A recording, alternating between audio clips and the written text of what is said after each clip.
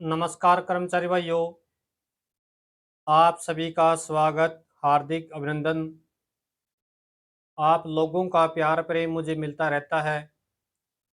उसी प्यार प्रेम का नतीजा कि मैं वीडियो डालता रहता हूँ, बनाता रहता हूँ। आप लोगों के कमेंट भी बहुत सारे आते हैं और मैं कच्चे कर्मचारी हों या अन्य तरह के जो कर्मचारी हैं, उनके लिए आवाज़ उठाता रहता हूँ। आज एक दिवाली के मौके पर थोड़ी-सी खबर तो बुरी है, लेकिन उसके पीछे का मैं इतिहास भी थोड़ा-सा आपको बताऊँगा और सच्ची बात मैं करूँगा, कोई मेरी तरफ से मैं झूठ बात नहीं जोड़ूँगा। आज एनएचएम के 15,000 के लगभग कर्मचारियों जो सर्विस बाय लॉज थे, उसको फ्रीज कर दिया गया है। आज की अखबारों की सुर्खियां बनी हुई है कि एनएचएम कर्मचारियों के सर्विस बाय लॉज फ्रीज। ये फ्रीज जो करे गए हैं बाय लॉज, ये किसका नतीजा हो सकते हैं? सबसे पहले तो मैं आपको बता दूं, एनएचएम नेशनल हेल्थ मिशन के तहत ये कर्मचारी लगे हुए हैं। ये एक सरकार की स्कीम है।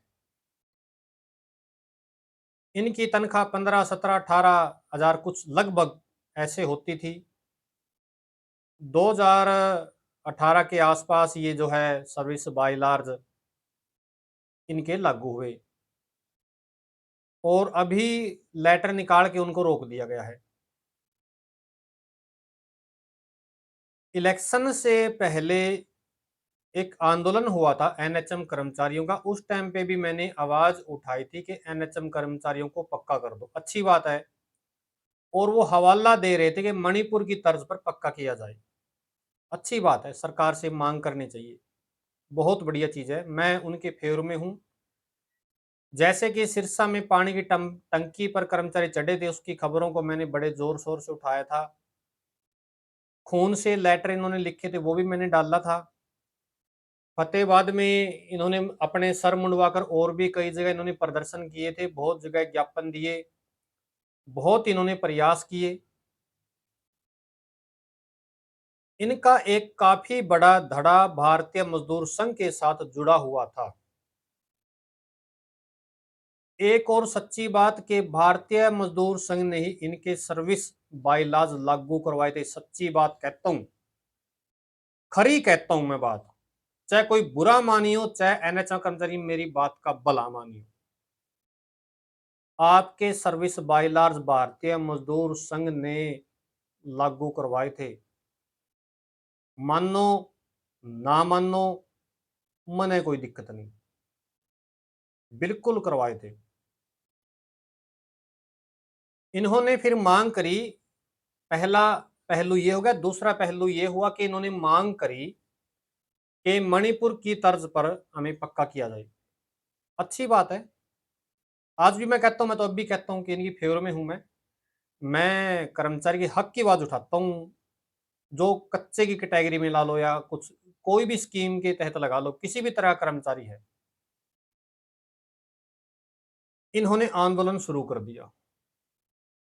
बहुत बड़ा आंदोलन था और इनके जो प्रदेश के अध्यक्ष हैं वो विपिन है, विपिन जी फतेहाबाद से, जितेंद्र वत्स जी इनके महामंत्री, और वो भारतीय मजदूर संघ में प्रांत के मंत्री भी है। उससे पहले डॉक्टर रमेश जी इनके महामंत्री थे और इनके वो by large service by large लागू कर दिए।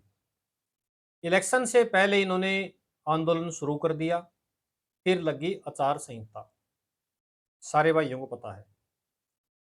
आंदोलन इनका लंबा चला, सरकार से बहुत ज्यादा बातचीत भी हुई और इन्होंने फिर साझा मोर्चा बना दिया। भारतीय मजदूर संघ का संगठन भी था उसमें और जो संगठन दूसरा है वो भी था इसमें।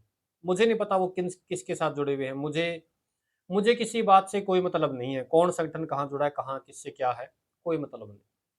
मैं वही घटनाएं बता रहा हूँ जो पीछे आंदोलन के टाइम पे होती रही हैं। घटना तो क्या है, ये थोड़े छोटे छोटे मुद्दे थे जो हुए। इन्होंने एक साझा मोर्चा बनाया, साझा मोर्चा बना करके इन्होंने आंदोलन लड़ा, आंदोलन भी काफी मजबूती से लड़ा। बीच में बातचीत के न्योते भी आए, सब कुछ आए, बातें होती रही, सब कुछ होता रहा, हम भी आवाज उठाते रहे यूट्यूब के माध्यम से। और जब आचार संहिता लगी, कर्मचारियों को धरने से उठना पड़ा मजबूरी में, मजबूरी में उठना पड़ा इनको। और इन्होंने फिर कसम खाई, मैं आपको बताना चाहता हूं वो कसम भी इन्होंने कैसे खाई, आपको मैं उसके लिए बताना चाहता हूं, आपको सारे भाइयों को मैं।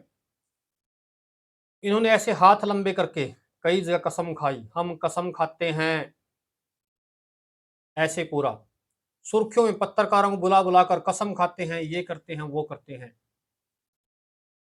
इन्होंने क्या कसम खाई कि हम बीजेपी को वोट नहीं देंगे, कांग्रेस को वोट देंगे हम, ऐसी कसम खाई इन्होंने।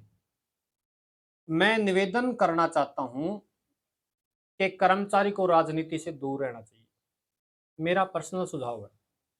मैं कोई ज्यादा बड़ा कोई नेता नहीं हूं, मैं कोई ज्यादा बड़ा यूट्यूबर नहीं हूं, मैं खुद एक कच्चा कर्मचारी हूं, मैं आपकी आवाज उठाता रहता हूं। अब मैं ये कहना चाहता हूं, जब इन्होंने सरेआम खसम, इलेक्शन का टाइम था, चार चिंता लग गई, थोड़ा टाइम था इलेक्शन में। पहली बात तो कर्मचारी को राजनीति से दूर रहना चाहिए, हमें किसी भी नेता को ज्ञापन देना पड़ सकता है, बीजेपी का हो चाहे कांग्रेस का हो, राज्यसभा सांसद हो किसी पार्टी का हो, कहीं भी हो, हमें किसी के पास कोई प्रदर्शन करना पड़ सकता है, ज्ञापन देना पड़ सकता है, कहीं भी जाना पड़ सकता है। आप लोगों ने सरेआम कह दिया हम बीजेपी को वोट नहीं देंगे, हम कांग्रेस को वोट देंगे। मेरा पर्सनल थिंकिंग है, पर्सनल ओपिनियन है, मैं कोई राजनीति से मैं वो नहीं रहता, मैं किसी भी राजनीतिक उस मुद्दे में नहीं पढ़ना चाहता। लेकिन मैं जो घटना बता रहा हूँ वो सच्ची घटना बता रहा हूँ, मैं झूठ नहीं, मैं मेरी तरफ से जोड़ता कोई भी आदमी, चाहे मेरी बात का चाहे एनएचएम कर्मचारी बुरा मान नहीं, चाहे मान नहीं, कोई दिक्कत नहीं है मुझे। इनका प्रदेश अध्यक्ष, महामंत्री और जो भी है, किसी भी संगठन, जिस भी संगठन के साथ ये जुड़े हुए हैं। अब मैं एक लाइन कहना चाहता हूं, क्या ये उसका नतीजा है? आप समझो कि ऐसे कसम खाना, और नायब सैनी ने कहा था कि जो कर्मचारी ऐसे राजनीति कर रहे हैं उनकी चूड़ी टाइट कर दूंगा, कहीं ये चूड़ी टाइट तो नहीं हुई?